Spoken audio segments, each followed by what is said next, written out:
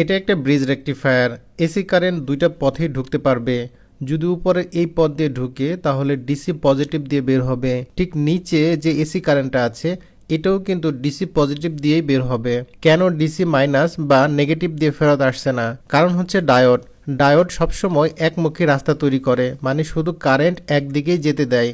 Conventional কারেন্টের ক্ষেত্রে একটা ডায়োড বিবেচনা করুন। এই ক্ষেত্রে এই যে সাদা ব্যান্ড আছে, কারেন্ট সবসময় এই সাদা ব্যান্ড দিয়ে বের হবে। সাদা ব্যান্ড দিয়ে কিন্তু ঢুকতে পারবে না, মানে অপোজিট দিকে ঢুকবে না, সাদা ব্যান্ড দিয়ে শুধু বের হবে। মনে করতে পারেন ব্যান্ড মানেই হচ্ছে ব্লক সাইড। যে সাইডে ব্যান্ড থাকবে সেই সাইডটা হচ্ছে ব্লক, সেই সাইড দিয়ে ঢুকতে পারবে না কিন্তু বের হতে পারবে। এবার ব্রিজ রেকটিফায়ারটা আবার দেখুন।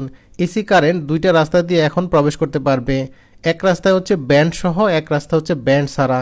যেহেতু ব্যান্ড সাইড হচ্ছে ব্লক সাইড, এই জন্য এসি কারেন্ট এখন এই ব্লক সাইড দিয়ে ঢুকবে না। ঠিক যে পাশে ব্যান্ড নাই এই পাশ দিয়ে ঢুকবে, আর সাদা পাশ দিয়ে বা ব্যান্ডের যে পাশ আছে এই পাশ দিয়ে বের হয়ে যাবে। এই কারণে এসি যেদিক দিয়ে ব্রিজে ঢুকুক না কেন, বের হবে ঠিক ডিসি পজিটিভ দিয়ে। এরপর ব্যাটারি বা লোড হয়ে ডিসি নেগেটিভ হয়ে বা ডিসি মাইনাস হয়ে ফেরত আসবে।